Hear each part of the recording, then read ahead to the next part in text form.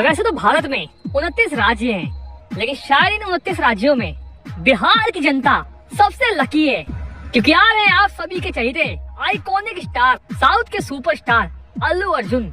आप सभी के शहर बिहार में जो दिल खोल कर स्वागत कीजिए आप सभी अपने चहेते सुपरस्टार का। और शायद ये खबर इस समय पूरे बिहार में फैल चुकी है कि अल्लू अर्जुन बिहार में आ रहे हैं पुष्पा 2 के ट्रेलर को लॉन्च करने के लिए। लेकिन शायद इसी बीच ये उड़ती हुई खबर भी आ रही है कि भोजपुरी फिल्मों के सुपरस्टार पवन सिंह भी अल्लू अर्जुन के साथ आप सभी को शो में दिखेंगे। और साथ ही साथ पुष्पा 2 में पावर स्टार पवन सिंह का एक धमाकेदार गाना भी होगा।